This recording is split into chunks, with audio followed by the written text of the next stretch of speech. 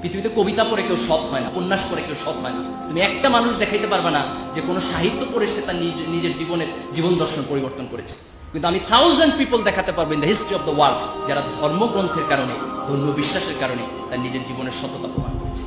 যে ব্যক্তি যে মসজিদে যায়, যে যায় না তার চেয়ে সে ভালো মানুষ। যে মন্দিরে যায়, যে যায় না তার চেয়ে সে ভালো মানুষ। যে গির্জায় যায়, যে যায় না তার চেয়ে সে ভালো মানুষ। পৃথিবীর কোনো ধর্ম মানুষকে অন্যায় শেখায় না, পৃথিবীর কোনো ধর্ম মানুষকে মিথ্যা কথা শেখায় না, পৃথিবীর কোনো ধর্ম মানুষকে নগ্নতা শেখায় না, পৃথিবীর কোনো ধর্ম মানুষকে অশ্লীলতা শেখায় না। কিন্তু তুমি তোমার ধর্মের কাছে ফিরে যাও। একটা ধর্মহীন সমাজ করে আমরা মানুষের সমাজ বানাতে পারবো না।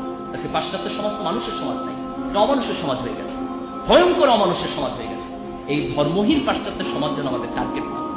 তোমাকে একটা জিনিস মনে রাখতে হবে, তুমি পরিশ্রম করবা, তুমি তার ফলাফল পাবা। তুমি ফাঁকিবাজি করবা, তারও ফলাফল তুমি পাবা। প্রত্যেকটা ভালো কাজের একটা রিওয়ার্ড আছে, প্রত্যেকটা খারাপ কাজের একটা পানিশমেন্ট আছে।